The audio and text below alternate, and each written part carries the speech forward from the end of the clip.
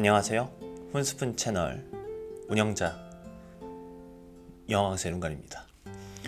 오늘은 특별 컨텐츠로 어린왕자를 처음부터 끝까지 읽어보는 시간을 한번 가져보도록 하겠습니다.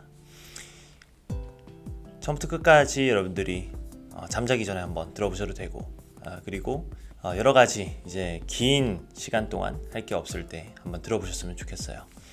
어렸을 때의 향수를 자극하는 그런 시간이 될 수도 있겠고 한번 같이 어린왕자에 빠져보도록 하겠습니다.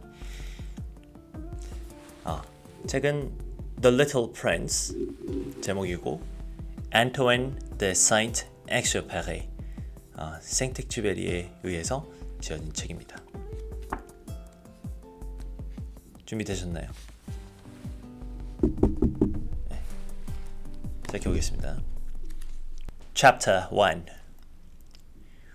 Once when I was 6 years old, I saw a beautiful picture in a book about the primeval forest called True Stories. It showed a boa constrictor swallowing an animal. Here is a copy of a drawing. The book stated boa constrictors swallow their prey whole without chewing it, whereupon they can no longer move, and sleep for 6 months digesting it. I then reflected deeply upon the adventurers in the jungle and in turn succeeded in making my first drawing with a color pencil. My drawing number 1 looked like this. I showed my masterpiece to the grown-ups and asked them if my drawing frightened them. They answered, "Why should anyone be frightened by a hat? My drawing did not represent a hat. It was supposed to be a boa constrictor digesting an elephant." So I made another drawing of the inside of a boa constrictor to enable the grown-ups to understand. They always need explanations. My drawing number 2 looked like this. The grown-ups then advised me to give up my drawings of boa constrictors, whether from the inside or the outside, and to devote myself instead to geography, history, arithmetic, and grammar. Thus, it was that I gave up a magnificent career as a painter at the age of 6. I had been disappointed by the lack of success my drawing number 1 and my drawing number 2. Grown-ups never understand anything by themselves, and it is rather tedious for children to have to explain things to them time and again. So, I had to choose another job and I learned to pilot aeroplanes. I flew more or less all over the world, and indeed, geography has been extremely useful to me. I am able to distinguish between China and Arizona at a glance. It is extremely helpful if one gets lost in the night. As a result of which I have been in touch throughout my life with all kinds of serious people. I have spent a lot of time with grown-ups. I have seen them at very close quarters, which I'm afraid has not greatly enhanced my opinions of them. Whenever I met one who seemed reasonably clear-sighted to me, I showed them my drawing number 1, which I had kept as an experiment. I wanted to find out whether he or she was truly understanding. But the answer was always, "It is a hat." So I gave up mentioning boa constrictors or primeval forests or stars. I would bring myself down to his or her level and talk about the bridge, golf, politics, and neckties. And the grown-ups would be very pleased to have met such a sensible person. Chapter 2. Thus I lived alone, with no one I could really talk to, until I had an accident in the Sahara Desert 6 years ago. Something broke down in my engine, and since there was neither a mechanic nor a passenger with me, I prepared myself for a difficult but what I hoped would be a successful repair. It was a matter of life or death for me. I had scarcely enough drinking water for a week. On the first night, I fell asleep on the sand, 1,000 miles from any human habitation. I was far more isolated than a shipwrecked sailor on a raft in the middle of the ocean. So you can imagine my surprise at sunrise when one odd little voice woke me up. It said, "Please, draw me a sheep." What? Draw me a sheep? I jumped up, completely thunderstruck. I rubbed my eyes, blinked hard, and looked carefully around me. And I discovered an extraordinary little boy watching me gravely. Here is the best portrait I was able to draw of him later. But of course, my drawing is not half as charming as its model. It is not my fault. I had been discouraged by grown-ups in my career as a painter when I was 6 years old, and I hadn't learned to draw anything with the exception of boas from the outside and boas from the inside. I therefore stared in total astonishment at this sudden apparition. Do not forget that I was 1,000 miles away from any inhabited region. But my little chap did not seem to be either lost or dead tired or dying of hunger, thirst, or fear. He did not look like a child lost in the middle of a desert, 1,000 miles from any inhabited region. When I finally managed to speak, I said to him, "But what are you doing here?" Whereupon he repeated softly and gravely, "Please draw me a sheep." When a mystery is too overpowering, one dare not disobey.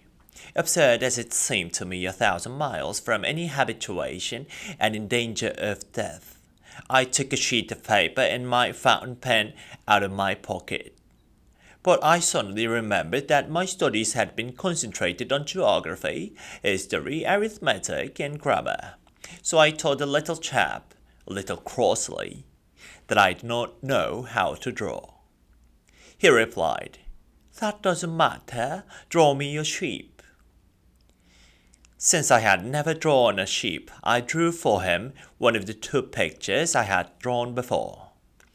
That of the boa constrictor from the outside, and I was astounded to hear the little fellow saying, "No, no, I don't want an elephant inside a boa. A boa constrictor is a very dangerous creature, and an elephant is very cumbersome.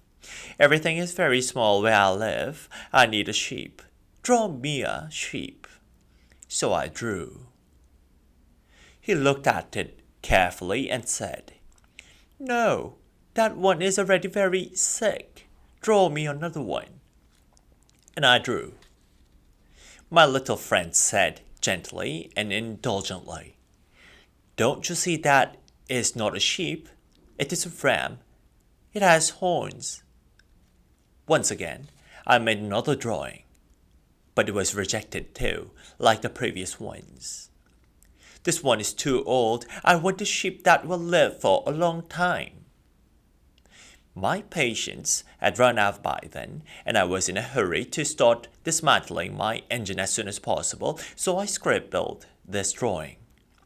And I explained, "That is only the box. The sheep you asked for is inside." But I was very surprised to see the face of my young judge lightening up. "That is exactly the way I wanted it. Do you think the sheep will need a lot of grass?" "Why?" "Because where I live, everything is so small." "There should be enough grass for him. I have given you a very small sheep." He bent his head over the drawing. "Not so small that, look, he has gone to sleep." And that is how I met the little prince. Chapter 3. It took me a long time to find out where he came from. The little prince who asked me so many questions never seemed to hear mine. It is thanks to the odd word here and there that everything was revealed to me. For instance, when he saw my aeroplane for the first time, I should not draw my aeroplane, that would be far too complicated for me. He asked me, "What is that object?" "It is not an object, it flies. It is an aeroplane. It is my aeroplane. And I was proud to be able to tell him that I could fly. He cried out then, "What? You dropped down from the sky?" "Yes," I replied modestly. "Oh, that is funny." And the little prince broke into a lovely peal of laughter, which honored me to no end. I like my misfortunes to be taken seriously. "So you come from the sky? From which planet?" I immediately perceived the ray of light in the mystery of his presence, and at once questioned him. "So you've come from another planet?" But he didn't reply. He nodded gently, whilst gazing at my aeroplane. "It is true that on that you can't have come from very far away." And he sank into a long reverie. Then, taking my ship out of his pocket, he contemplated his treasure. You can imagine how my curiosity was aroused by this half-confidence about the other planets. So I tried to find out a little more. "Where do you come from, my little fellow? Where is this where I live of which you speak? Where do you want to take my ship?" After a thoughtful silence, he replied, "What I like about the box you have given me is that he can use it as his house at night. Of course, and if you are good, I shall also give you a rope to tie him up during the day, and a post to tie him too." But the little prince seemed shocked by my proposal. "Tie him up? What a funny idea." "But if you do not tie him up, he will wander off and get lost." My friend burst out laughter again. "But where would he go?" "Anywhere, just straight ahead." Whereupon the little prince remarked gravely, "It wouldn't matter. Everything is so small where I live." And I perhaps, a little wistfully, he added, "Straight ahead of oneself, one cannot go very far." Chapter 4. Thus, I had learned the second very important thing, that his planet of origin was scarcely larger than a house. But that did not really surprise me very much. I knew full well that apart from the larger planets, such as Earth, Jupiter, Mars, and Venus, which have been given names, there are hundreds of others which are sometimes so small that it is difficult to see them through a telescope. When an astronomer discovers one of them, he does not give it a name but a number. He might call it, for example, asteroid 325. I have serious reasons to believe that the little prince's planet of origin was the asteroid known as B612. This asteroid has only been observed once through a telescope by a Turkish astronomer in 1902. At the time, he organized a great demonstration of his discovery at an international astronomical congress. But because of his Turkish attire, nobody believed him. Grown-ups are like that. Fortunately for the reputation of asteroid B612, however, a Turkish dictator imposed European costume upon his subjects under pain of death. So the astronomer repeated his demonstration in 1920, dressed in an elegant suit, and this time everyone was convinced. If I have told you these details about asteroid B612 and revealed its number to you, it is on account of grown-ups. Grown-ups love figures. When you talk to them about a new friend, they never ask questions about essential matters. They never say to you, "What does his voice sound like? What games does he prefer? Does he collect butterflies?" They ask you, "How old is he? How many brothers does he have? How much does he weigh? How much money does his father earn?" It is only then that they feel they know him. If you were to mention to grown-ups, I have seen a beautiful house built with pink bricks, with geraniums on the windowsills and doves on the roof. They would not be able to imagine such a house. You would have to say to them, I saw a house worth £100,000. Then they would exclaim, Oh, how lovely.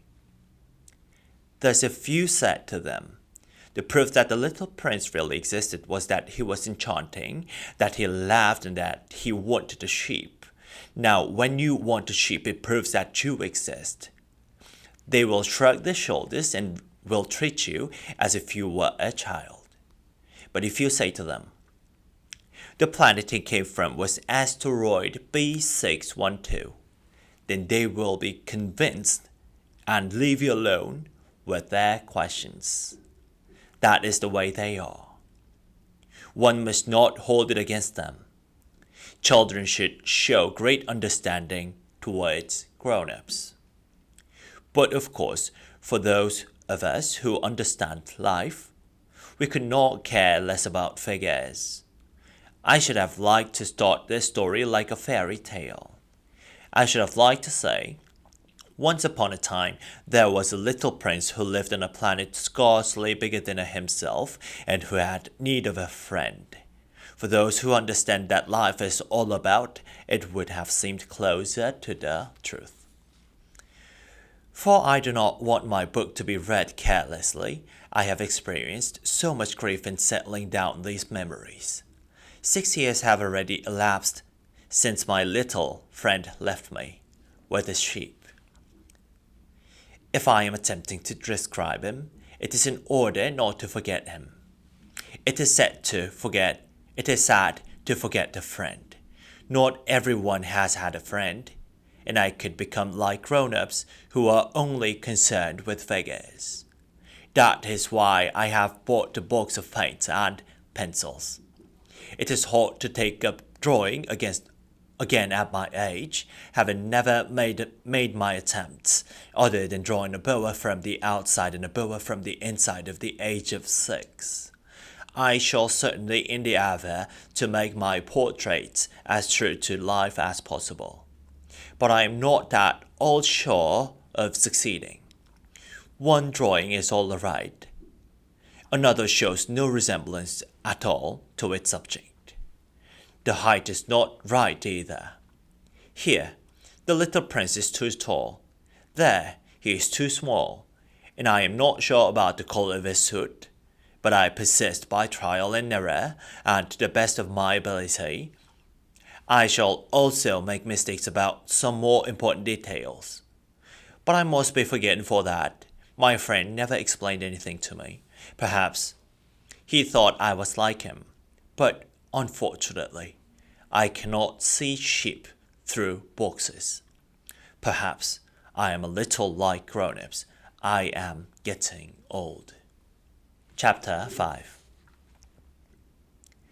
Each day, I learned something about the planet, about the little prince's departure from it, about his journey. The information would come very slowly, following the course of the little prince's thoughts. Thus, it was that on the 3rd day I heard about the catastrophe of the Baobabs. Once again, it was thanks to the sheep, for suddenly the little prince questioned me as if seized by a grave doubt. It is true, is it not, that sheep eat little shrubs? Yes, that is true. Ah, I'm glad. I did not understand why the fact that sheep eat shrubs was so important. But the little prince added, therefore, they also eat baobabs. I pointed out to the little prince that baobabs are not little bushes but trees as tall as churches, and that even if he were to take a whole herd of elephants with him, the herd would not be able to eat up one single baobab. The little prince laughed at the idea of a herd of elephants. One would have to pile them up on top of another. But then he remarked wisely, before they grow to a size, baobabs start out by being small. That is true, but why do you want your sheep to eat the small baobabs? He answered me, "Oh, come, come," as if this was self-evident. I had to exert considerable mental effort to work the problem out for myself. It seemed that on the Little Prince's planet, as on all planets, there were good plants and bad plants. Good seeds come from good plants and bad seeds come from bad plants. But seeds are invisible. They remain dormant in the depth of the earth until one of them suddenly decides to wake up. It stretches itself timidly at first and then begins to push a charming little sprig inoffensively towards the sun. If it is merely a sprout of radish or a sprig of rosebush, it can be left to grow as it wishes. But if it is a weed, it should be torn out at once, as soon as it is recognized. It so happens that there were some terrible seeds on the Little Prince's planet. They were Baobab seeds. The soil of the planet was infested by them. But if you intervene too late, you will never get rid of a baobab. It spreads over the entire planet. Its roots bore clear through it. And if the planet is too small, and if there are too many baobabs, the planet explodes. It is a question of discipline, said the little prince to me later on. When you have finished your toilet in the morning, it is time to attend to the planet's toil with great care. One must pull out the baobabs very regularly, as soon as they can be distinguished from the rose bushes they resemble so closely when they are very young. It is very tedious work, but also very easy. And one day he advised me to try and make a beautiful drawing so as to impress all this upon the children where I live. He said to me, "If they travel on one day, it might be of use to them. It may be convenient sometimes to put off one's work until another day. But in the case of baobabs, it is always catastrophic to do so. And knew of a planet inhabited by a lazy man, he had neglected 3 little bushes." So, basing my work upon the descriptions of the little prince, I made the drawing you have just seen. I don't like to sound like a moralist, but the danger of baobabs is so little known and the risks are so considerable to whomever might get lost in an asteroid that, for once, I make an exception to my reverse. I say, "Children, beware of baobabs." It is in order to warn my friends of a danger of which they, like me, have been unaware so long that I have worked so hard over this drawing.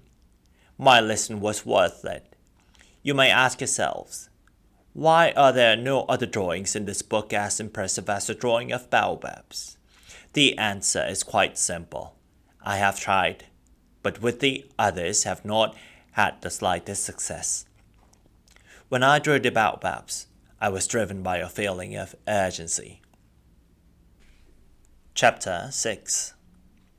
"Ah, little prince, bit by bit I came to understand your sad little life.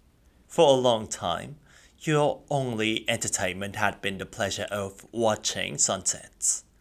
I learned that new details in the morning of the 4th day, when you said to me, 'I am very fond of sunsets. Let us go and watch a sunset. But we must wait.' Wait for what? Wait for the sun to set. You looked very surprised at first, and then you laughed to yourself and said to me, 'I keep on thinking I'm at home.' Yes, indeed. When it is midday in the United States, the sun, as everyone knows, is setting in France. One would just have to travel in 1 minute to France to be able to watch the sun setting there. Unfortunately, France is too far away for that. But on your tiny little planet, all you needed to do was to move your chair a few steps. and you could watch the twilight falling whenever you felt like it. One day, I watched the sun setting 44 times, you told me, and a little later you added, when one is so terribly sad, one loves sunsets. The day you watched those 44 sunsets, were you that sad? I asked, but the little prince made no reply. Chapter 7. On the fifth day, and once again, thanks to the sheep, this secret of the little prince's life was revealed to me.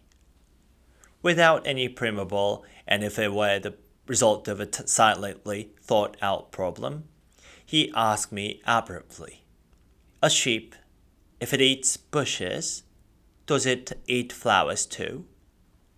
A sheep eats anything it comes across, even flowers with those thorns? Yes, even flowers with thorns. Then the thorns, what use are they? I did not know. I was very busy trying to unscrew a bolt, which had got stuck in my engine. I was deeply worried as the breakdown of my plane was beginning to look extremely serious to me. My drinking water was running out fast and I could only fear the worst. The thorns, what use are they? The little prince never let go of a question once he had raised it. I was annoyed by bolt, and I answered with the first thing that came to my mind. Thorns are quite useless. Flowers have them out of sheer spite. Oh. But after a moment of silence, he said with a kind of resentfulness, I don't believe you. Flowers are weak. They are naive. They reassure themselves as best they can. They believe that their thorns are terrible. I did not answer. At that instant, I was saying to myself, if this bolt continues to resist me, I shall knock it off with a hammer. Once again, the little prince intruded upon my thoughts. And do you actually believe that flowers... No! I don't believe anything. I just answered any old how. I am busy with serious matters. He stared at me in total astonishment. Serious matters? He could see me with a hammer in my hand and my own fingers, black with engine grease, bending down over an object which seemed to him extremely ugly. You talk just like grown-ups. This made me feel a little ashamed of myself. Relentlessly, he added, You are confusing everything, mixing everything up. He was really quite angry. He shook his golden locks in the wind. I know of a planet where there is a red-faced gentleman. He has never smelled a flower. He has never looked at a star. He has never loved anybody. He has spent all his time adding up figures. And all day, he keeps on repeating like you, I am busy with serious matters. I am busy with serious matters over and over again. And he swells up with pride. But he is not a man. He's a mushroom. What? A mushroom. The little prince was now pale with anger. For millions of years flowers have been growing thorns, and for millions of years sheep have still been eating flowers. And it is not worth trying to understand why they go to such lengths to grow thorns which are of no use to them. Is the war between the sheep and flowers not important? Not more serious and more important than the sums of red-faced gentlemen? And if I know of a flower which is unique in the world and grows nowhere other than on my planet, and that a small sheep can destroy it with a single bite, just like that, one morning, without realizing what it is doing, is that not important? He blushed and continued, "If someone loves a flower of which there is only one on the millions and millions of stars, it is enough to make him happy when he looks at them, for he can say to himself, 'My flower is somewhere out there.' But if the sheep eats the flower, it is for him as if, all of a sudden, all the stars went dark. And you think that is not important." He could say no more, because he was overcome with tears. Night had fallen. I had dropped my tools. I couldn't have cared less about my hammer, my bolt, thirst, or death. There wasn't a star, a planet, mine, the earth, a little prince to be comforted. I took him in my arms and rocked him gently. I said to him, "The flower you love is in no danger. I shall draw you a muzzle for your sheep. I shall draw you a fence for your flower. I did not really know what to say to him. I felt very awkward. I did not know how to reach him, how to catch up with him. The land of tears is so mysterious." Chapter 8. I soon learned to know this flower better. There had always been very simple flowers on the little prince's planet, with a single ring of petals, occupying very little space and no trouble to anybody. They would appear one morning in the grass and fade away in the evening. But one day, from a seed blown from no one knew where, a new flower had come up, and the little prince had watched very closely over the small shoot, which was not at all like any of the other shoots on his planet. It could have been a new kind of baobab, but the planet soon stopped growing and started to develop a flower.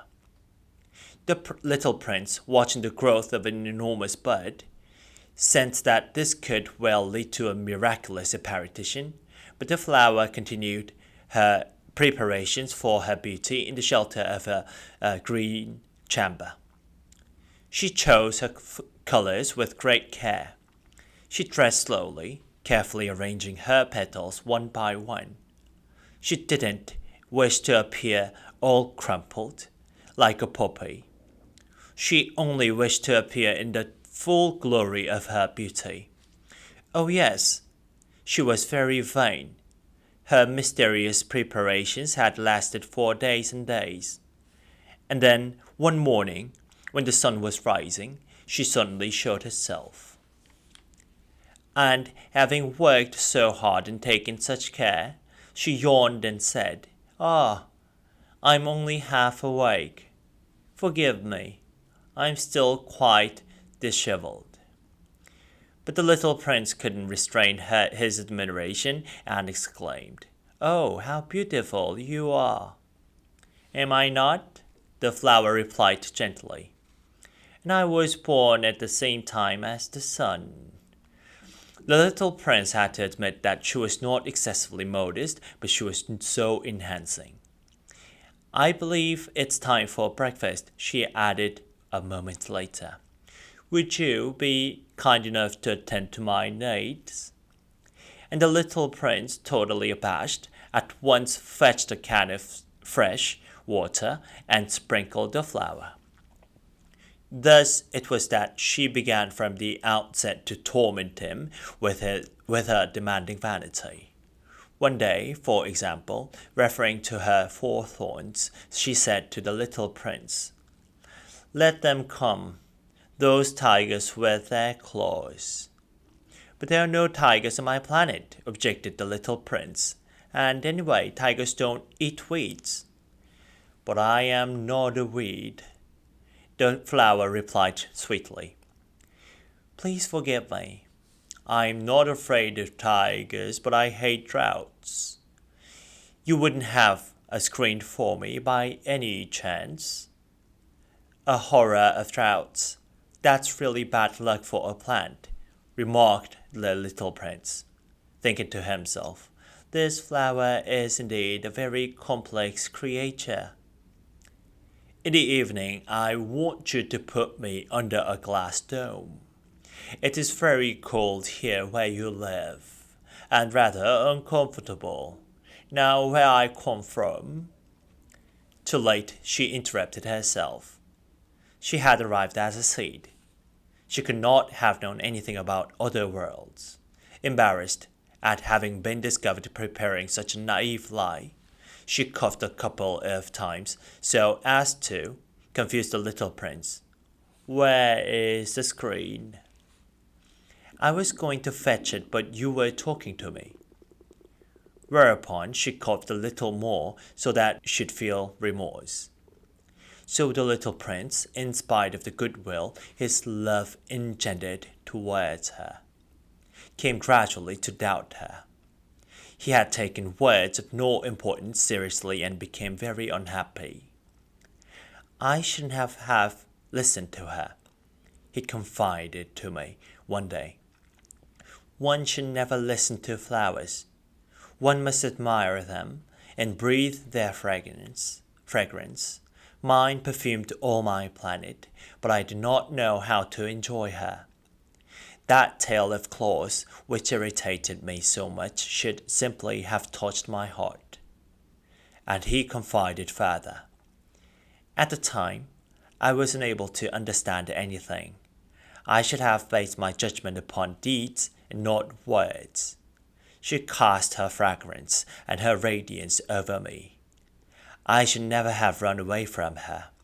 I should have guessed at the affection behind her poor little tricks.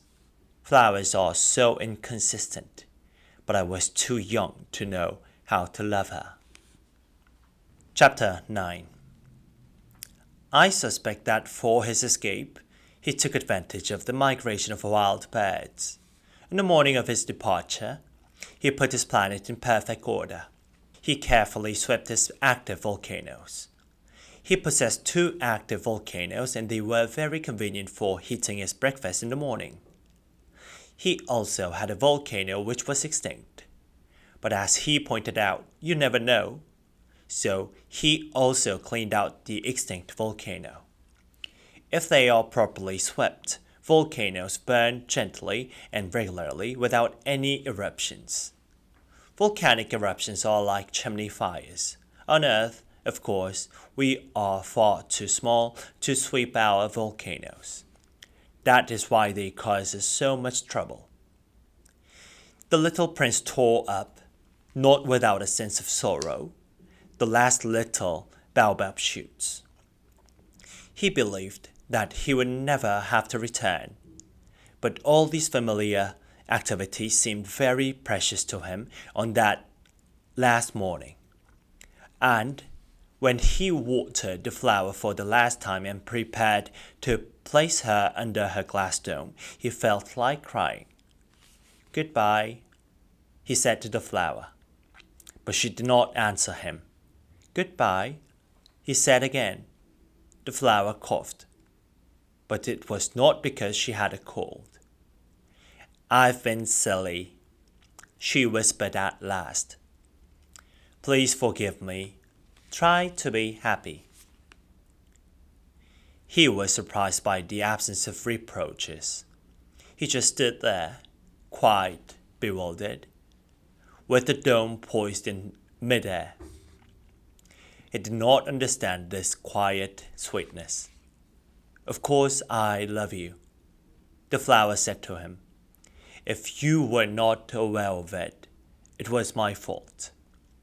That is not important, but you have been just as foolish. Try to be happy. Leave that dome alone. I don't want it any longer." "But the wind—" "My cold is not that bad. The cool night air will do me good. I am a flower." "But what about animals?" "I shall have to put up with a few caterpillars if I want to see butterflies. I understand they are very beautiful. Otherwise, who will ever call upon me? You will be far away. As to large animals, I am not afraid of them. I have my claws. And, as naive as ever, she showed her 4 thorns. Then she added, "Don't hang about so. It's irritating. You have decided to leave, so leave." For she didn't want him to see her crying. She was a very proud flower. Chapter 10. He found himself in the neighborhood of the asteroid 325, 326, 327, 328, 329, and 330.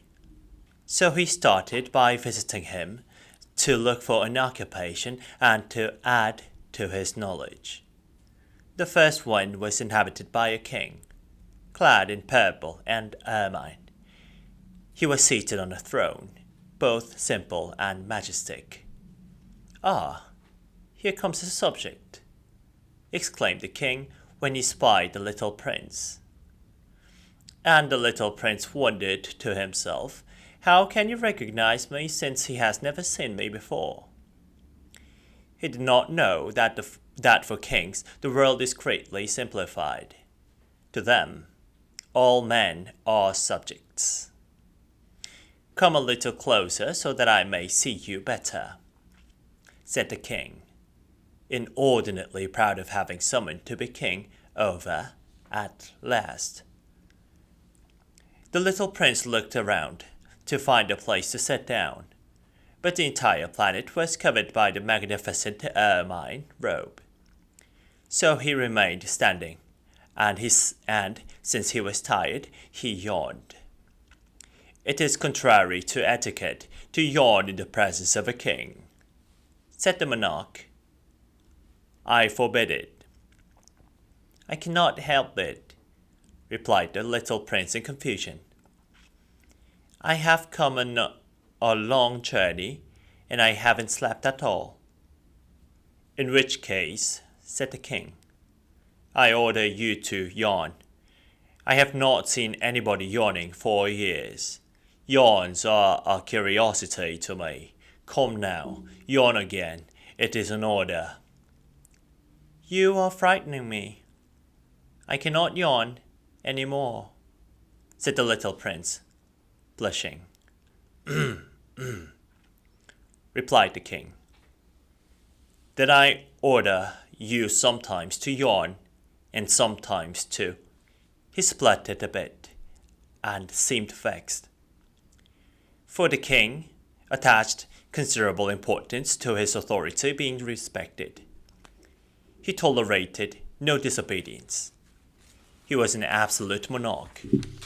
But as he was very kind, he gave reasonable orders.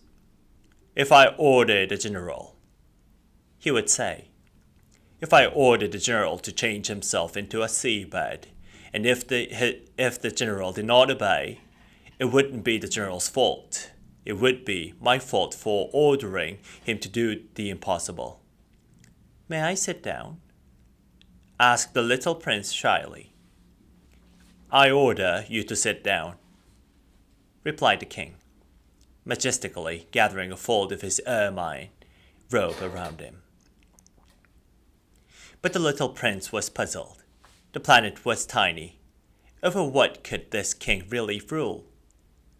"Sire," he began, "please excuse my asking you a question." "I order you to put your question to me." The king was very quick to reply. "Sire, over what do you rule?" "Over everything," replied the king very simply. "Over everything?" The king made a sweeping gesture, taking in his own planet, the other planets and the stars. "Over all that?" said the little prince. "Over all that," replied the king. For he was not only an absolute monarch, but a universal one. "And the stars obey?" "Of course," said the king. "They obey immediately. I do not tolerate insubordination." The little prince marveled at such power. Had he possessed it, he could have watched not 44, but 72 or even 100 or 200 sunsets in one and the same day, without ever having to move his chair. And as he was feeling rather sad, remembering his small abandoned planet, he plucked up the courage to ask the king a favor. "I should like to see a sunset, please. Do me that kindness. Order the sun to set." "If I were to order a general to fly from one flower to another like a butterfly, or to write a tragedy, or to change himself into a seabird, and if the general did not carry out the order, which one of us would be at fault?" "It would be you," said the little prince firmly. "Exactly. One must demand of each and every one what he or she is capable of. Authority is first and foremost based on reason. If you order your people to throw themselves into the sea, you will have a revolution on your hands. I have the right to demand obedience because my orders are reasonable ones." "What about my sunset?" the little prince reminded him, for he never forgot the question once he had asked it. "You shall have your sunset. I shall demand it, but in accordance with scientific government, I shall wait until conditions are favorable." "And when will that be?" asked the little prince. Replied the king, consulting his big calendar. "It will be around. It will be this evening about 20 minutes to 8, and you shall see how well I am obeyed." The little prince yawned. He regretted having to miss the sunset, but he was becoming a little bored. "I have nothing more to do here," he said to King, "so I'll be on my way." "Don't leave," said the king, who was too proud of having a subject. "I'll make you a minister." "A minister of what?" "Oh, of justice." "But there is nobody here to judge." "We do not know that," said the king. "I haven't yet made a complete tour of my kingdom. I am very old, and walking makes me very tired, but there is no room here for a carriage." "Oh, but I have already looked," said the little prince, bending down to give one more glance to the other side of the planet, just to be sure. "Then you shall judge yourself," answered the king. "That is the most difficult thing of all. It is far more difficult to judge oneself than to judge others. If you succeed in judging yourself rightly, then indeed you are very wise." "As far as I am concerned," said the little prince, "I can judge myself anywhere. I do not have to live here," said the king. "I believe that somewhere on my planet there is an old rat. I can hear him out at night. You can judge the old rat. You will condemn him to death from time to time. Thus his life will depend upon your justice, but on each occasion you will spare him so as to keep him alive. He is the only one we have." "I," replied the little prince, "do not like to condemn anybody to death, and I think I'll be on my way." "No," said the king. The little prince, having completed his preparations, had no wish to hurt the feelings of the old monarch. "If your majesty wishes to be promptly obeyed, you should give me a reasonable order. You could, for example, order me to be gone in less than a minute. It seems to me that conditions are favorable." As the king said nothing, the little prince hesitated a moment and then, with a sigh, took his leave. "I make you my ambassador," the king called after him in haste. He had a magnificent air of authority. "Grown-ups are very strange," said the little prince to himself, continuing on his journey. Chapter 11. The second planet was inhabited by a conceited individual. "Aha, here comes an admirer," he exclaimed as from afar he caught sight of the little prince. For conceited men see all other men as admirers. "Good morning," said the little prince. "You are wearing a funny kind of hat." "It is a hat for salutes," the conceited man replied, "to raise when people acclaim me. Unfortunately, nobody ever comes this way." "Indeed?" said the little prince, who did not understand what the conceited man was talking about. "Clap your hands," the conceited man advised. The little prince clapped his hands. The conceited man raised his hat in a modest salute. "This is more fun than my visit to the king," the little prince said to himself, and he tried, clapping his hands again. The conceited man once again raised his hat in salute. After 5 minutes of this exercise, the little prince grew tired of the monotony of the game. "And to make you lower your hat, what should one do?" he asked. But the conceited man didn't hear him. Conceited men only hear praise. "Do you really admire me very much?" he asked the little prince. "What does admire mean?" "To admire means that you consider me the handsomest, the best dressed, the richest, and the most intelligent man on this planet." "But you are all alone on your planet." "Do me this kindness, admire me all the same." "I admire you," said the little prince with a slight shrug of his shoulders. "But why should that mean so much to you?" And the little prince went away. "Grown-ups are very, very odd," he said to himself, as he continued on his journey. Chapter 12. The next planet was inhabited by a drunkard. This visit was a very short one, but it affected the little prince with deep sadness. "What are you doing here?" he said to the drunkard, whom he found sitting silently in front of a collection of bottles, some empty and some full. "I'm drinking," answered the drunkard lugubriously. "Why are you drinking?" the little prince asked. "In order to forget," replied the drunkard. "To forget what?" inquired the little prince, who was already feeling sorry for him. "To forget that I am ashamed," the drunkard confessed, hanging his head. "Ashamed of what?" asked the little prince, who wanted to help him. "Ashamed of drinking," concluded the drunkard, withdrawing into total silence. And the little prince went away, puzzled. "Grown-ups are very, very odd," he said to himself as he continued his journey. Chapter 13. The fourth planet belonged to a businessman. He was so busy that he didn't even look up when the little prince arrived.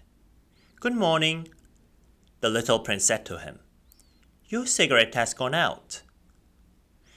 3 plus 2 makes 5, 5 plus 7 makes 12, 12 plus 3 makes 15. Good morning. 15 plus 7 makes 22, 22 plus 6 makes 28. No time to light it again. 26 plus 5 makes 31. Phew. Then that makes 501,622,731. 500 million of what? Huh? Are you still there? 501 million of... I don't remember. I have so much work. I am a serious man. I don't amuse myself with balderdash. 2 and 5 make 7.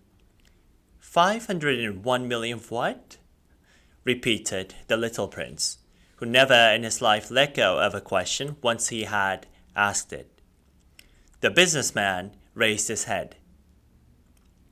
During the 54 years that I have been living on this planet, I have only been disturbed 3 times. The first time was 22 years ago by a cockchafer who dropped down from goodness knows where. He made the most awful noise and I made 4 errors in my sums. The second time was 11 years ago by an attack of rheumatism. I don't get enough exercise. I have no time for slacking. I am a serious man. The third time, well, this is it. As I was saying, 501 million. Million of what? The businessman suddenly realized that there was no hope of being left in peace. Of those small objects one sometimes sees in the sky. Flies? Oh no, small glittering objects. Bees?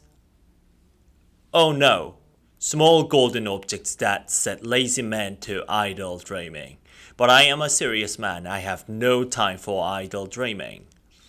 Oh, you mean the stars? Yes, that's it, the stars. And what do you do with 500 million stars? 501,622,731. I am a serious man. I am accurate. And what do you do with 500 million stars? 501,622,731. And what do you do with them?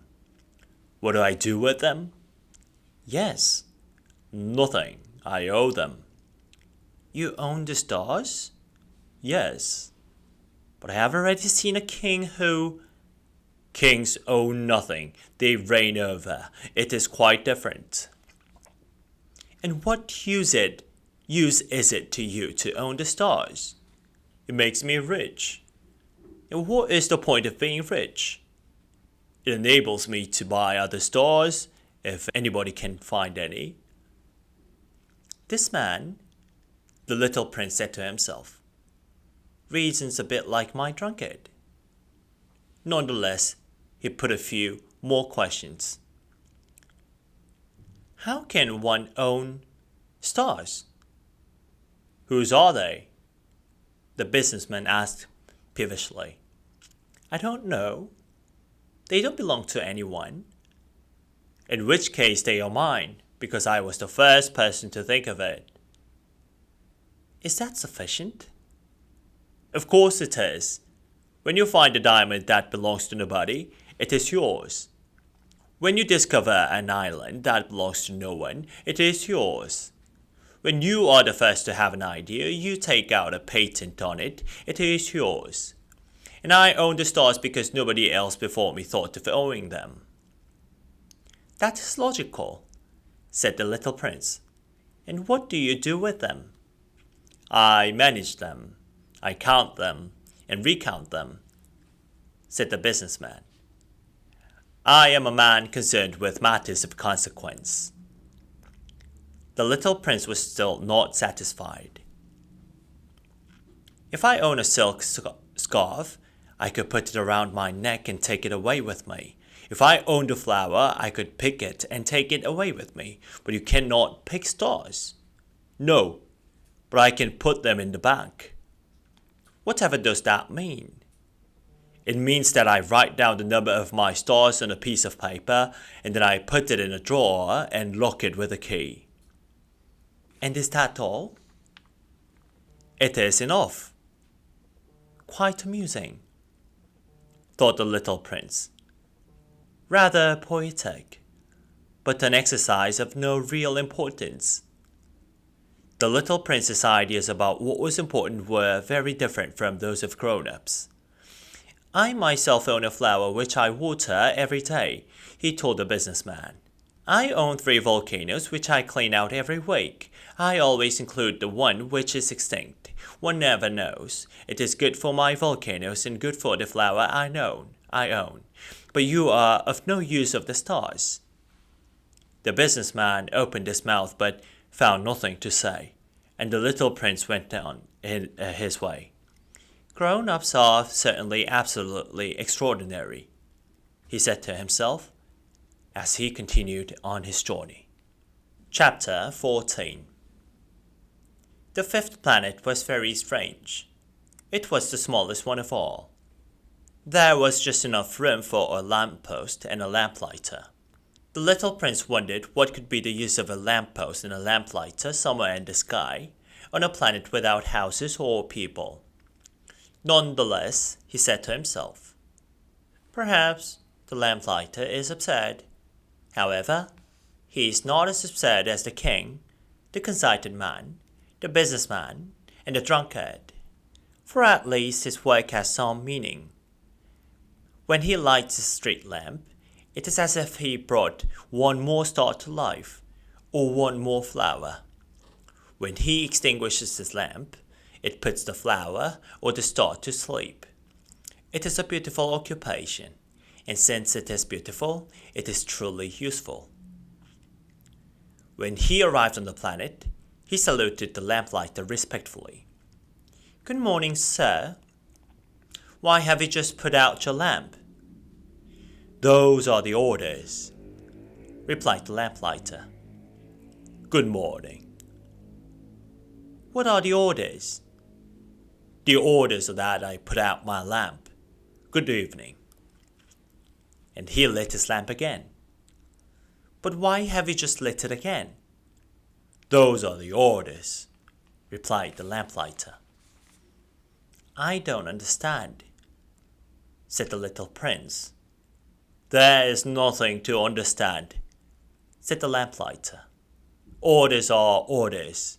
Good morning. And he put out his lamp. Did he mop his brow with a handkerchief decorated with red squares? My calling is a terrible one. In the old days, it was reasonable. I put out the lamp in the morning and lit it again in the evening. For the rest of the day, I could relax, and for the rest of the night, I could sleep. And the orders have been changed since that time? The orders have not been changed, said the lamplighter. And that is the tragedy. From year to year, the speed of the planet's rotation has increased considerably, and the orders have not been changed. And so? Asked the little prince. Well, now that the speed has reached 1 rotation per minute, I do not have a second's rest. I have to light up and put out my lamp once a minute. That is very funny. Where you live, a day only lasts 1 minute. It is not funny at all, said the lamplighter. We have already been talking together for a whole month. A month? Yes, 30 minutes, 30 days. Good evening. And he lit his lamp again. As the little prince watched him, he felt that he had come to love his lamplighter, so faithful to his orders. He remembered the sunsets which he himself used to seek by simply moving his chair. He wanted to help his friend. You know, I believe there is a way which would allow you to take a rest whenever you wanted to. I always wanted to, said the lamplighter. For one can be both faithful and lazy. The little prince continued. Your planet is so small that you can walk all around it in 3 strides. You just have to walk slowly enough to stay always in the sun. When you want to take a rest, you will walk, and the day will last for as long as you like. That wouldn't help me very much, said the lamplighter. The one thing I like in life is to sleep. That is unfortunate, said the little prince. That is indeed unfortunate, said the lamplighter. Good morning. And he put out his lamp. That man, said the little prince to himself as he continued his journey. That man would be despised by all the others, by the king, by the conceited man, by the drunkard, by the businessman. But he is the only one who does not seem ridiculous to me. Perhaps it is because he is not only concerned with himself.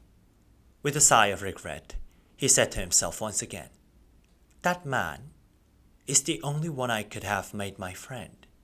But his planet is really too small. There is not enough room for two. What the little prince would not admit to himself was that he was sorry to leave his planet, blessed as it was with 1,440 sunsets every day. Chapter 15. The sixth planet was a planet 10 times larger. It was inhabited by an old gentleman who wrote voluminous books. "Oh, look, here comes an explorer," he cried out when he saw the little prince. The little prince sat down at the table, catching his breath. It seemed he had been traveling for so long. "Where do you come from?" asked the old gentleman. "What is this thick book?" said the little prince, disregarding the question. "What are you doing here?" "I am a geographer," said the old gentleman. "What is a geographer?" "A geographer is a scholar who knows the location of all the seas, the rivers, the cities, the mountains, and the deserts." "Now that is extremely interesting," said the little prince. "That is at long last the real profession." And he cast a quick look around him at the geographer's planet. Never before had he seen such a magnificent planet. "Your planet is very beautiful. Are there any oceans?" "I have no way of knowing," said the geographer. Oh, the little prince was disappointed. "And any mountains?" "I really couldn't tell you that either," said the geographer. "And cities and rivers and deserts?" "I have no way of knowing that either," said the geographer. "But you are a geographer." "Exactly," said the geographer. "But I'm not an explorer. I have no explorers on my planet. It is not the geographer's task to count the cities, the rivers, the mountains, the oceans, and the deserts. The geographer is far too important to waste his time browsing around. He never leaves his office, but he receives explorers. He questions them and notes down what they recall of their travels. And if the recollections of one of them seem interesting to him, the geographer orders an inquiry into the explorer's moral character." "But why?" "Because an explorer who told lies would bring into disrepute the geographer's books, as would an explorer who drank too much." "But why?" asked the little prince. "Because drunkards see double. As a result, the geographer would note 2 mountains where, in fact, there was only one." "I know someone," said the little prince, "who would make a bad explorer." "That is possible. Even when the moral character of the explorer is shown to be satisfactory, an investigation is ordered into his discovery." "One goes to check it?" "No, that would be too complicated, but the explorer is requested to furnish proof. If, for example, the discovery is that of a big mountain, he is required to bring back some large stones from it." Suddenly, the geographer became very excited. "But you've come a long way. You are an explorer. You must describe your planet to me." And the geographer, having opened his register, sharpened his pencil. One started off by noting the explorer's story in pencil, and when the explorer had provided the required proof, the information was filled in ink. "Well?" asked the geographer expectantly. "Oh, where I live," said the little prince. "It is not very interesting because it is so small. I have 3 volcanoes. 2 are active, and the third is extinct. But one never knows. One never knows, said the geographer. I also have a flower. We don't record flowers, said the geographer. Why not? It is the prettiest thing on my planet. Because flowers are ephemeral. What does ephemeral mean? Geographies, said the geographer, are the most precious of all the books. They are never out of fashion. A mountain rarely changes its place. It is very rare for an ocean to empty itself of its waters. We write of eternal things. But extinct volcanoes can wake up. The little prince interrupted. What does ephemeral mean? Whether volcanoes are extinct or active amounts to the same thing for us, said the geographer. What matters to us is the mountain. It does not change. But what does ephemeral mean? The little prince repeated once again, since he had never in his life given up a question once he had raised it. It means in danger of early disappearance. My flower is in danger of early disappearance? Of course it is. My flower is ephemeral, the little prince said to himself, and she has only 4 thorns with which to defend herself against the world, and I have left her all alone on my planet. That was his first moment of regret, but he took courage once again. What place would you advise me to visit now? He asked. The planet Earth, replied the geographer. It has a good reputation. And the little prince went away, thinking of his flower. Chapter 16. So the 7th planet was the Earth. The Earth is not just an ordinary planet. There are 111 kings, not to mention the Negro kings, of course, 7,000 geographers, 900,000 businessmen, 7.5 million drunkards, 311 million conceited individuals, in other words, approximately 2,000 million grown-ups. To give you an idea of the size of the Earth, I shall explain that before the invention of electricity throughout the 6 continents, a veritable army of 462,511 lamplighters had to be maintained for the street lamps. Seen from a little distance, the effect was magnificent. The movements of this army were regulated like those of a ballet. First came the turn of the lamplighters of New Zealand and Australia. Then, having lit their lamps, they would go off to sleep. Next, the lamplighters of China and Siberia would join the dance, after which they too would disappear into the wings. Then came the turn of the lamplighters of Russia and India, then those of Africa and Europe, then those of South America, then those of North America. And they never made a mistake in order of their entry onto the stage. It was fabulous. Only the man in charge of the single lamp in the North Pole, and his colleague responsible for the single lamp at the South Pole, could enjoy a carefree life of laziness. They only worked twice a year. Chapter 17. When one wants to be funny, one may have to lie a little bit from time to time. I haven't been quite honest in talking to you about the lamplighters.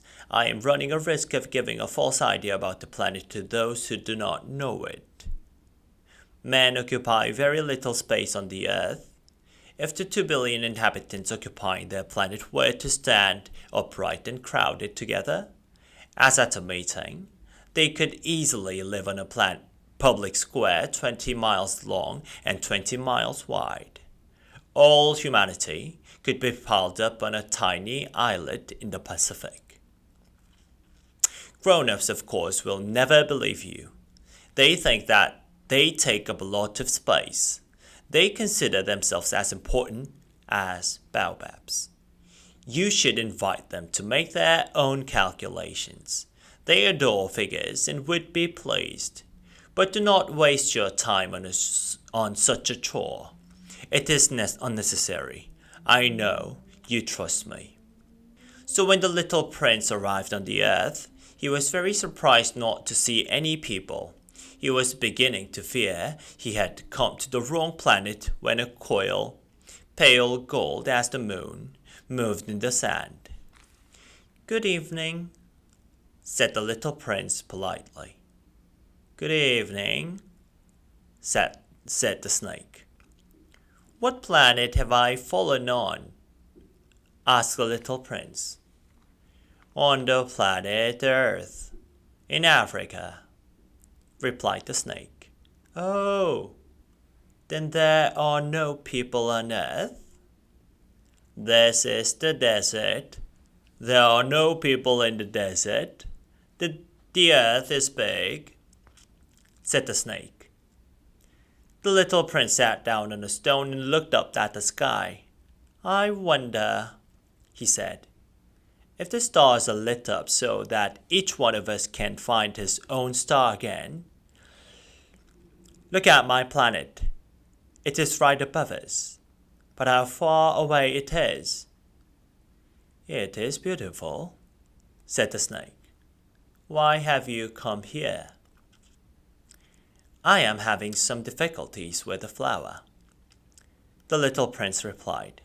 "Oh," said the snake, and they remained silent.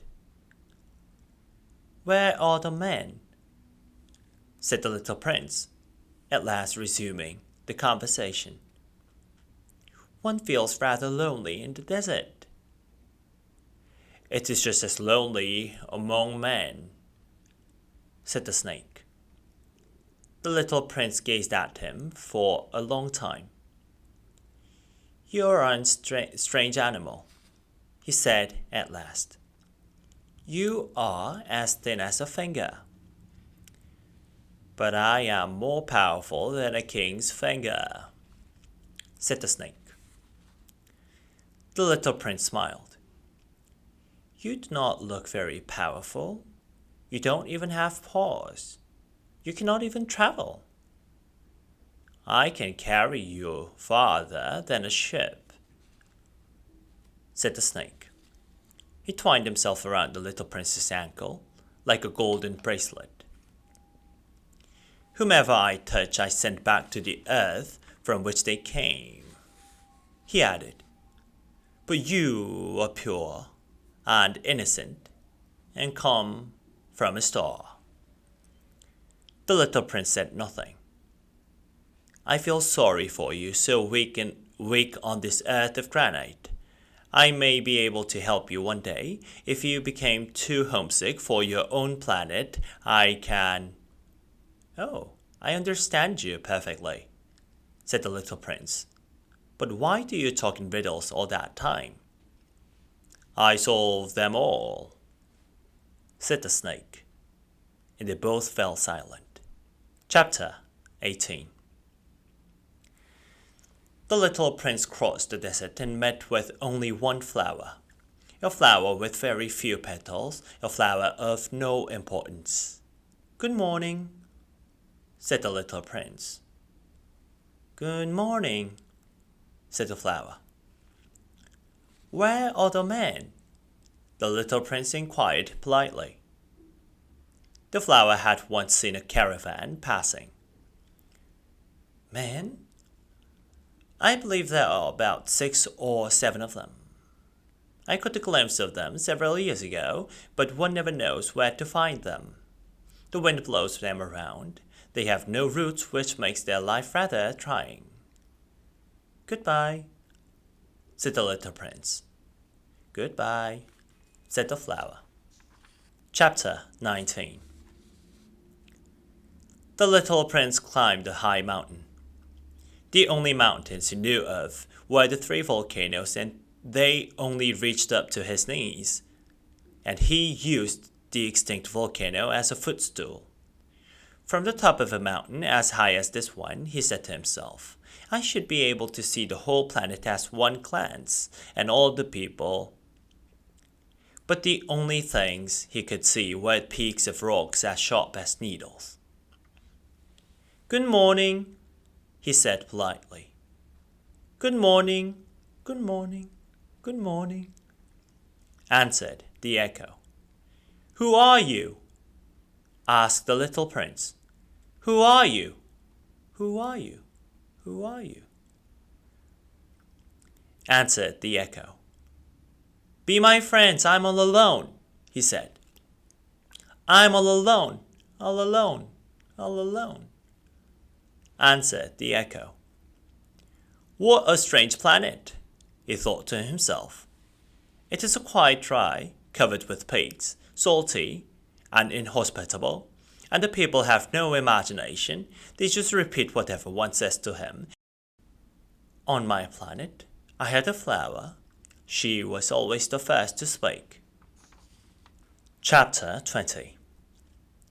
However, the little prince, having walked for a long time through the desert, the rocks, and the snow, at last came upon a road.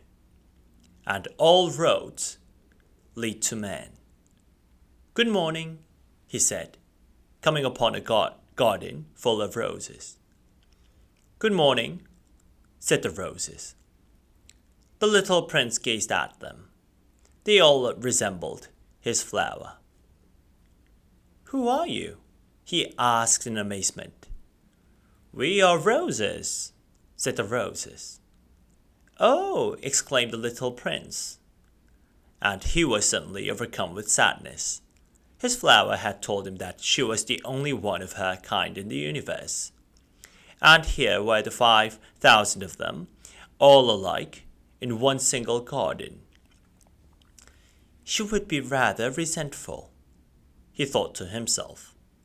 If she could see this, she would cough and pretend she was dying, so as to avoid being thought ridiculous.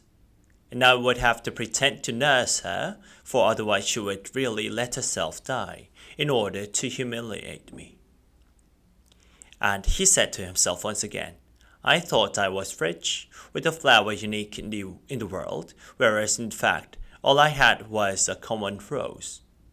That, and my 3 volcanoes which came up to my knees, of which one is perhaps extinct forever, that doesn't make me a very great prince. And, lying in the grass, he cried. Chapter 21. It was then that the fox appeared. Good morning, said the fox. Good morning, the little prince replied politely, though when he turned around, he saw nothing. I am here, said the voice, under the apple tree. Who are you? Said the little prince. You are very pretty. I am a fox, said the fox. Come and play with me, suggested the little prince. I am so terribly sad. I cannot play with you, said the fox. I am not tame. Oh, I'm so sorry, said the little prince. But after some thought, he asked, What does tame mean? You do not live here, said the fox. What are you looking for? I am looking for men, said the little prince. What does tame mean? Men, said the fox, have rifles and they hunt. It is a real nuisance. They also raise chickens. Those are the only activities they are interested in.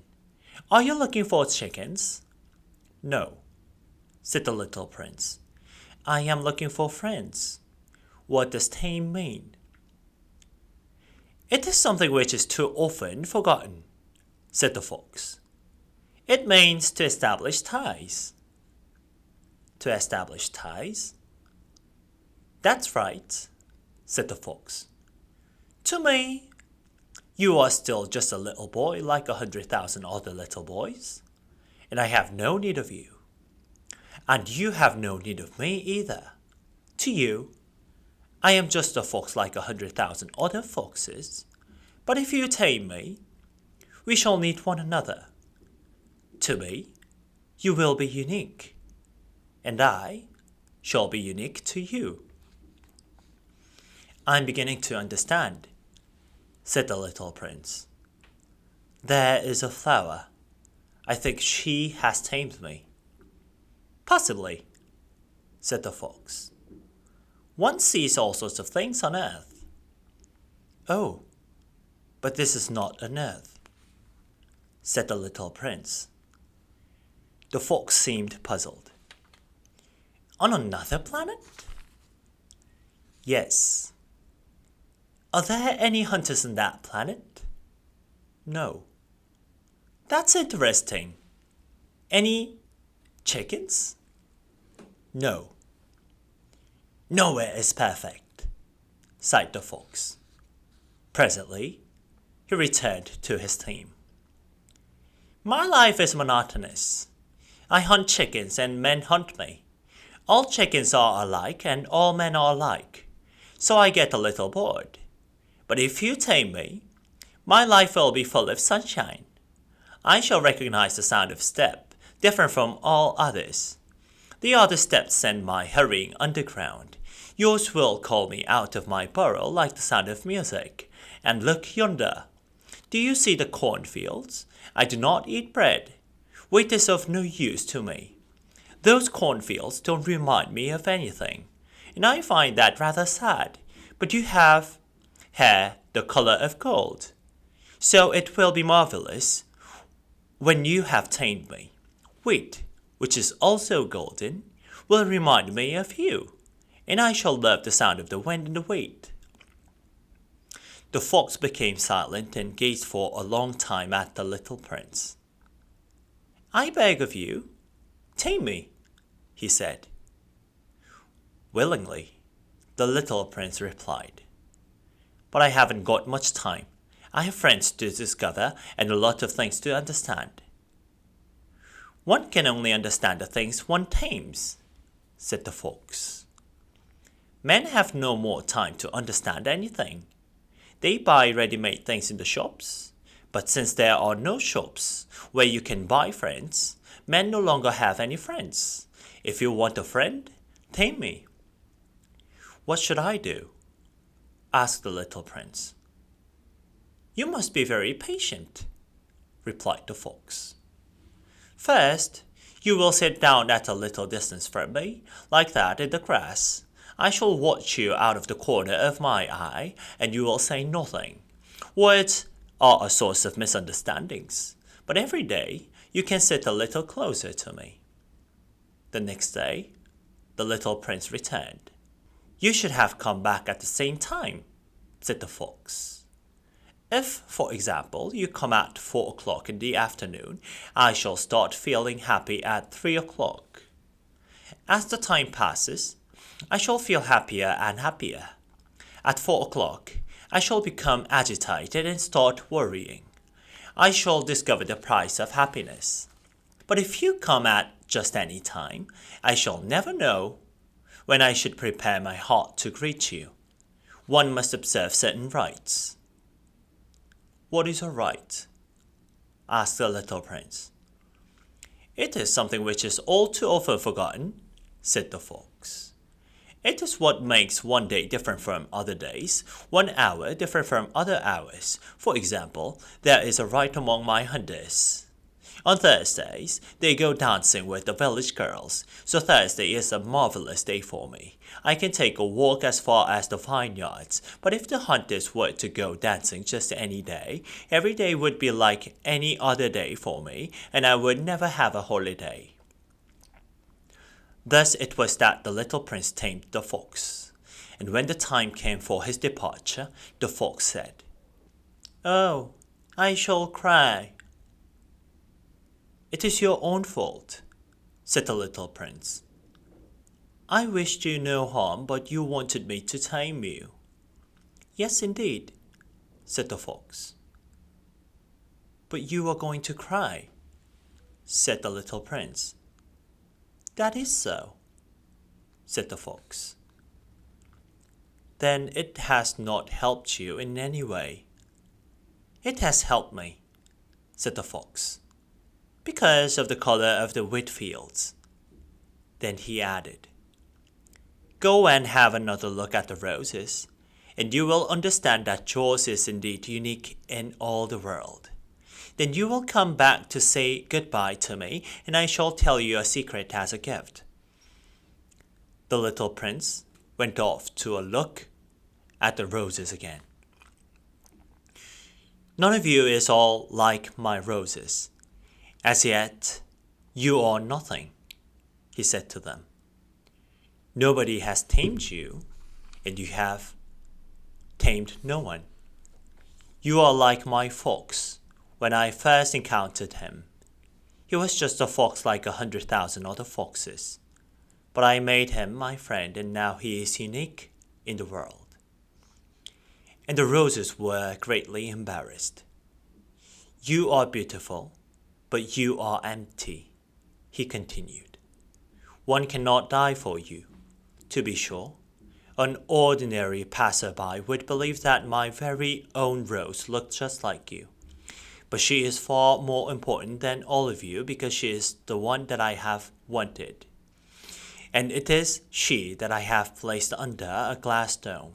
And it is she that I have sheltered behind a screen. And it is for her that I have killed the caterpillars, except for the 2 or 3 safe to become butterflies. And it is she I have listened to, complaining or boasting or sometimes remaining silent. Because she is my rose. And he went back to the fox. Goodbye, he said. Goodbye, said the fox. Now here is my secret. It is very simple. It is only with one's heart that one can see clearly. What is essential is invisible to the eye. What is essential is invisible to the eye, the little prince repeated, so as to be sure to remember. It is the time you lavished on your rose which makes your rose so important. It is the time that I lavished my rose, said the little prince, so as to be sure to remember. Men have forgotten this basic truth, said the fox. But you must not forget it. For what you have tamed, you become responsible forever. You are responsible for your rose. I am responsible for my rose, the little prince repeated, so as to be sure to remember. Chapter 22.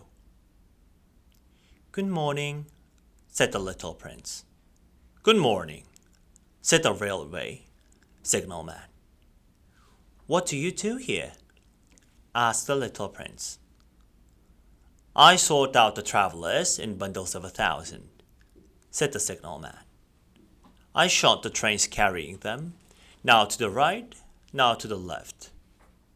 In a brilliantly lit up express train, roaring like thunder, shook the signal box as it rushed by. They are in great hurry, said the little prince. What are they looking for? The locomotive driver doesn't even know himself, said the signalman. And the second brilliantly lit express train thundered by in the opposite direction. Are they already coming back? Asked the little prince. Those are not the same ones, said the signalman. It is an exchange. They were not satisfied where they were? No one is ever satisfied where he is, said the signalman. And they heard the roaring thunder of a third brilliantly lit express train. Are they pursuing the first travellers? Asked the little prince. They are pursuing nothing at all, said the signalman. They sleep in there, or they yawn. Only the children pressed their noses against the window panes. Only children know what they are looking for, said the little prince. They dote on a rag doll, and it becomes very important to them, and if it is taken away from them, they cry. They are lucky, said the signalman. Chapter 23. Good morning, said the little prince. Good morning, said the merchant. He was a merchant selling sophisticated pills intended to quench one's thirst. If a single pill was swallowed once a week, the need to drink disappeared. Why are you selling those? Asked the little prince. Because it saves a lot of time, said the merchant. Experts have worked it all out. You save 53 minutes a week. And what does one do with those 53 minutes? Whatever one wishes. If I had 53 minutes to spend, said the little prince, I would walk very slowly towards a spring of fresh water. Chapter 24. It was now 8 days since I had broken down in the desert, and I listened to the story of the merchant while drinking the last drop of my water supply. Ah, I said to the little prince, these memories of yours are quite delightful, but I haven't yet succeeded in repairing my plane. I have no water left to drink, and I too would be happy if I could walk slowly towards a spring of fresh water. My friend the fox said to me, My dear little chap, this has nothing to do with the fox. Why? Because we are going to die of thirst. He didn't follow my reasoning and replied, It is good to have had a friend, even if one is going to die. I am very happy to have had a fox as a friend. He does not realize the danger, I said to myself. He is never hungry or thirsty. All he needs is a little sunshine. But he looked at me and responded to my thoughts. I too am thirsty. Let's go and look for a well. I made a gesture of weariness. It is absurd to look for a well, at random, in the immensity of the desert. Nonetheless, we started walking. We walked for hours in silence. Darkness fell, and the stars began to come out. Due to my thirst, I was slightly feverish and saw them as in a dream. The little prince's last words came dancing back into my mind. So you are thirsty too? I asked him. But he did not reply to my question and said simply, Water may also be good for the heart. I didn't understand his answer, but remained silent. I knew only too well that there were no point in questioning him. He was tired and sat down. I sat down beside him. After a short silence, he spoke again. The stars are beautiful because of a flower one cannot see. I replied, Of course, and I looked at the sand dunes under the moonlight in silence.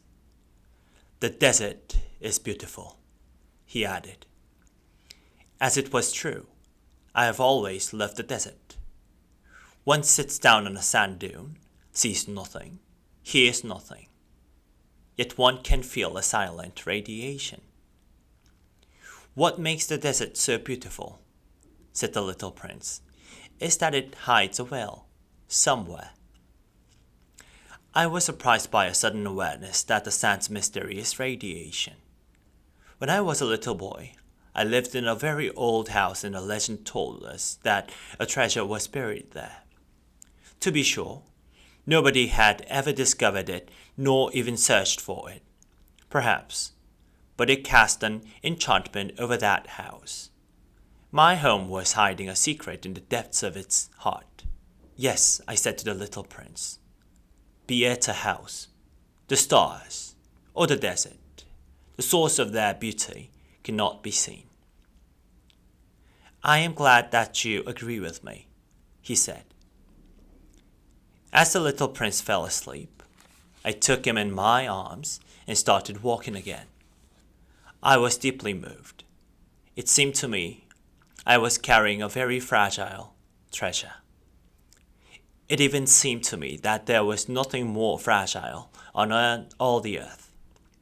In the moonlight, I gazed at the pale forehead, the closed eyes, the locks of hair trembling in the breeze, and said to myself, what I see here is nothing but a shell. What is most important is invisible. As his lips opened slightly with the suspicion of half-smile, I said to myself once again, what moves me so deeply about this little prince sleeping here is his loyalty to a flower, the image of a rose shining through his whole being like the flame of a lamp, even when he is asleep. And I felt him to be more fragile still. Lamps should be protected with great care. A gust of wind can extinguish them. And I walked on, and at daybreak I discovered the well. Chapter 25. Men, said the little prince, crowd into express trains without knowing what they are looking for, so they become agitated and rush around in circles. After a pause, he added, it is not worth the trouble. The well we had reached did not look like the usual wells of the Sahara. The Sahara wells are simple holes dug in the sand. This one looked like a village well. But there was no village here, and I thought I was dreaming. How strange, I said to the little prince. Everything is ready. The pulley, the bucket, and the rope. He laughed, touched the rope, and set the pulley walking. And the pulley moaned like an old weathercock when the wind has been asleep for a long time. Can you hear? Said the little prince. We have awakened the well, and it is singing. I do not wish him to make an effort. Leave it to me, I said to him. It is too heavy for you. Slowly, I pulled up the bucket and planted it firmly on the edge of the well. I could still hear the singing of the pulley in my ears, and in the water, which was still trembling, I could see the shimmering of the sun. I am thirsty for this water, said the little prince. Give me some of it to drink. And I understood what he had been looking for. I raised the bucket to his lips. He drank with his eyes closed. It was as sweet as a festival treat. This water was something entirely different from ordinary nourishment. It was born from the walk under the stars, the singing of the pulleys, and the efforts of my arms. It was good for the heart, like a gift. When I was a little boy, the light of the Christmas tree, the music of the midnight mass, the sweetness of the smiling faces, all made up the radiance of the Christmas gift I received. The men where you live, said the little prince, grow 5,000 roses in the same garden, and they do not find what they are looking for. They do not find it, I replied. And yet, what they are looking for could be found in a single rose or in a little water. Yes, indeed, I replied.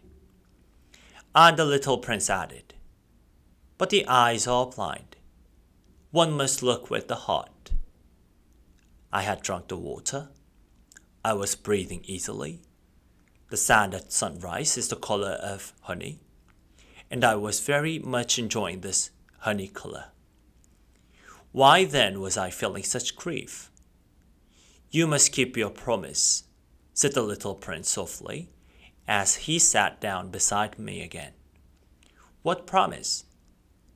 You know, a muzzle for my sheep, I am responsible for this flower. So I took my rough sketches out of my pocket. The little prince looked at them and laughed as he said, "Your baobabs are a little bit like cabbages." Oh, and I had been so proud of my baobabs.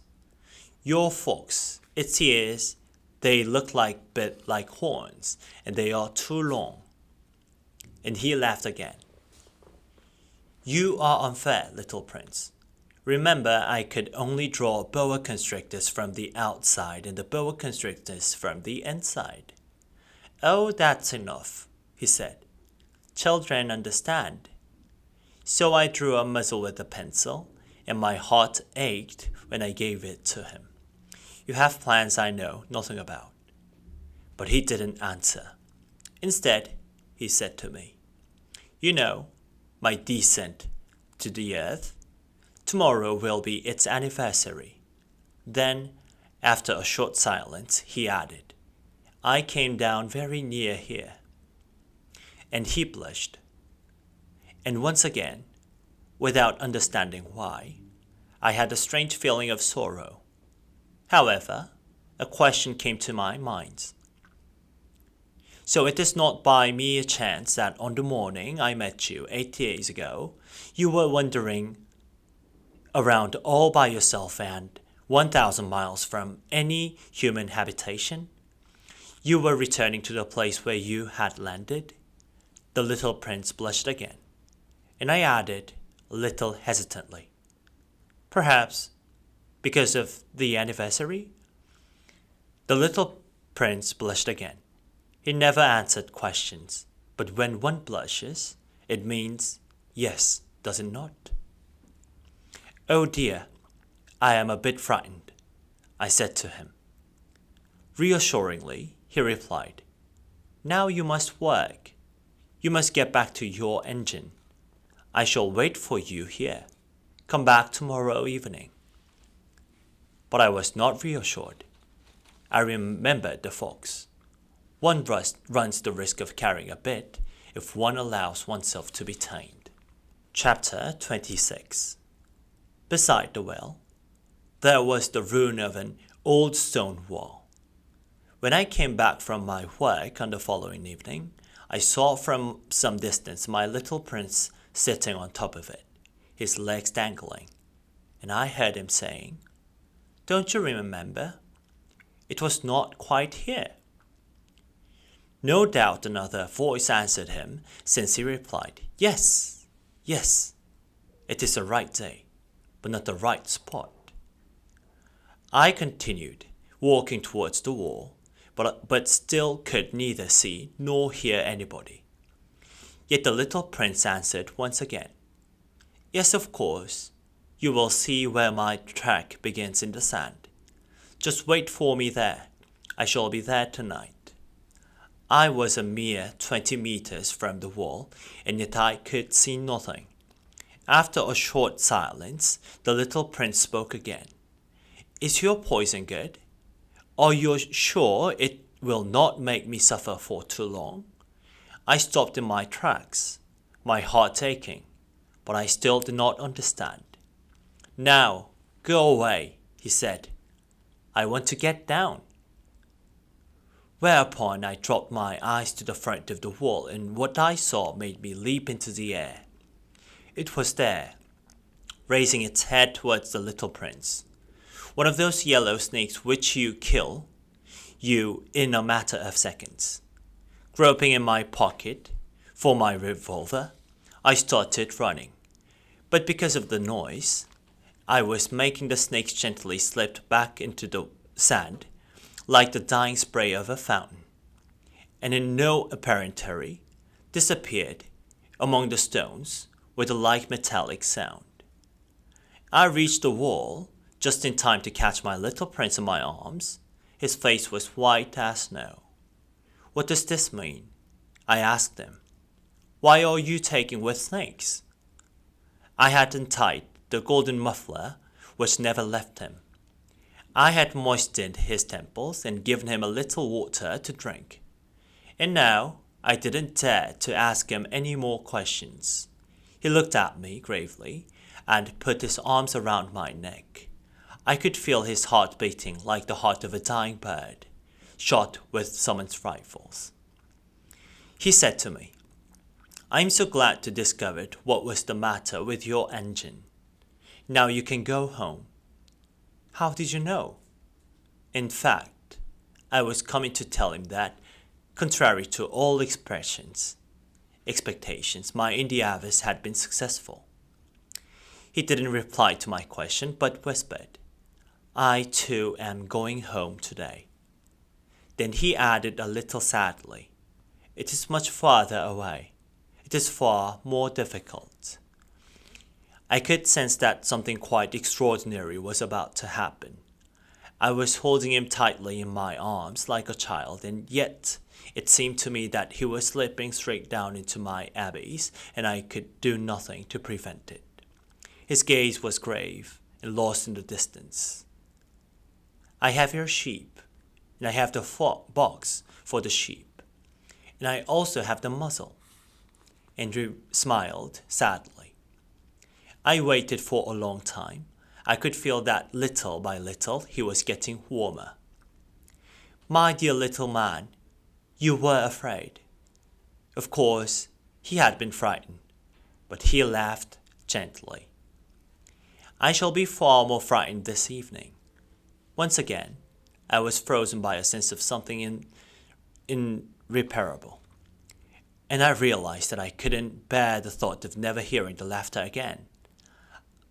It was like a spring of fresh water in the desert for me. "Little prince, I want to hear you laughing again." But he said to me, "Tonight it will be a year. My star will be just above the spot where I came down a year ago." "Little prince," I said, "tell me it is just a bad dream, the story of a snake and of meeting a star." But he did not answer my question. Instead, he said to me, "What is important cannot be seen." Yes, I know. Just as for the flower. If you love a flower which happens to be on a star, it is sweet at night to gaze at the sky. All the stars are a right of a flower. Yes, I know. It is the same with the water. The draught you gave me was just like music because of the pulley and the rope. You remember, don't you? It was sweet. Yes, I know. At night, you will gaze at the stars. Where I live, everything is so small that I cannot show you where mine is. It is better like that. My star will just be one of the stars for you. So you will love looking up at them all. They will all be your friends, and I have a present for you." He laughed again.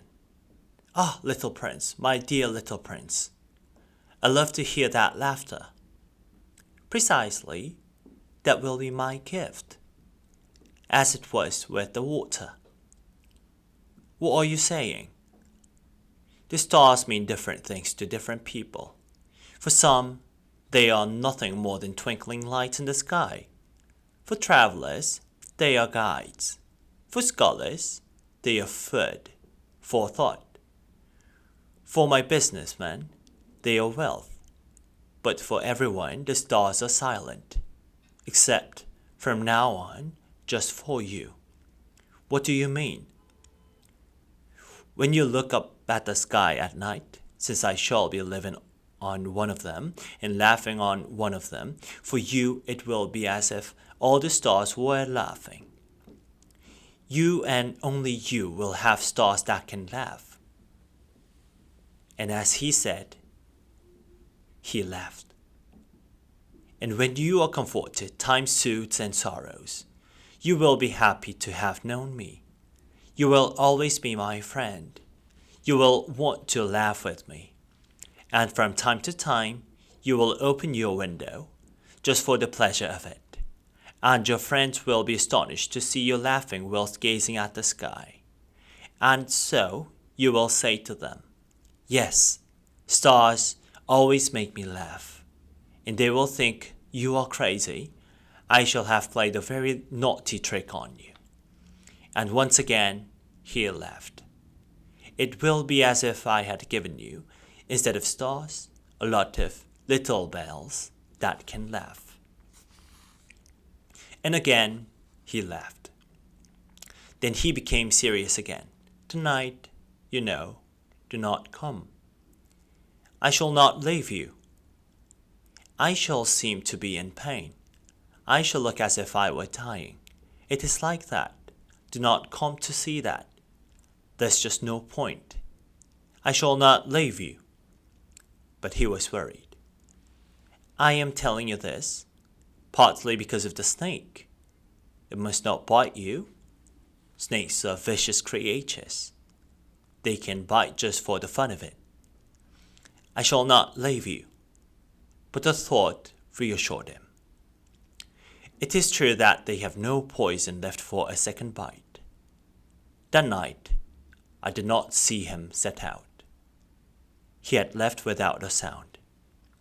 When I managed to catch up with him, he was walking along with a quick and resolute step. He merely said to me, "Oh, you are here." And he took my hand, but he was still worrying. "You should not have come. You will be unhappy. I shall look as if I were dead, and it will not be true." I said nothing. "You must understand, it is too far. I cannot carry this body with me. It is too heavy." I said nothing. "It will look like an old abandoned shell, not anything to be sad about." I said nothing. He was a little discouraged, but he made one last effort. "It will be nice, you know. I too shall look at the stars. All the stars will be wells with rusty pulleys. All the stars will pour me some water to drink." I said nothing. "It will be such fun. You will have 500 million little bells. I shall have 500 million springs of fresh water." And he too said nothing, more because he was crying. "Here it is. Let me go on by myself." And he sat down because he was afraid. Then he said, "You know, my flower, I am responsible for her. And she is so weak, so trusting. She has 4 tiny thorns to protect herself against the world." I sat down because I could not remain standing any longer. He said, "There now, that is all." He hesitated a little more, then he stood up. He took one step forward. I couldn't move. There was nothing more than a flash of yellow close to his ankle. He stood motionless for a moment. He did not cry out. He fell as gently as a tree falls. There was not even the slightest sound because of the sand. Chapter 27. And now, 6 years have already gone by, and I have never before told this story. The companions who met me when I returned were glad to see me alive. I was sad, but told them I was tired. Now I have overcome part of my sorrow. In other words, I have recovered, but not entirely. I do know that he has gone back to his planet because I did not find his body at daybreak. It wasn't such a heavy body, after all, and I love to listen to the stars at night. It is like listening to 500 million little bells. But one thing worries me. When I drew the muzzle for the little prince, I forgot to add the leather strap to it. He will never be able to fasten it to his sheep. So I keep wondering what has happened on his planet. Perhaps the sheep has eaten the flower. From time to time, I say to myself, surely not. The little prince covers his flower every night with her glass dome and watches his sheep carefully. Then I am happy, and all the stars laugh softly. But then I think, everyone can be absent-minded at times, and it only takes once. He forgot the glass dome. One evening, all the sheep slipped passed out noiselessly during that night, and the little bells all changed themselves into tears. This is indeed a great mystery. For those of you who, like me, love the Little Prince, nothing in the universe can be the same while somewhere, nobody knows where, a sheep which we have never seen may or may not have eaten a flower. Look at the sky. Ask yourselves, has the sheep eaten the flower? Yes or no? And you will see how everything changes. And no grown-ups will ever understand why it is so important. This is to me the most beautiful and saddest landscape in the world. It is the same landscape as in the last picture, but I have drawn it once again to impress it upon your memory. It is here that the little prince appeared on earth and then disappeared. Look very carefully at the landscape so as to be sure to recognize it if ever one day you travel to Africa through the desert. And if you should happen to come upon this spot, please do not hurry on. Wait a little, exactly under the star. Then, if a child comes towards you, if he laughs, if he has golden locks, and if he refuses to answer questions, you will surely guess who he is. So be kind. Do not leave me grieving. Write to me quickly to tell me that he has come back.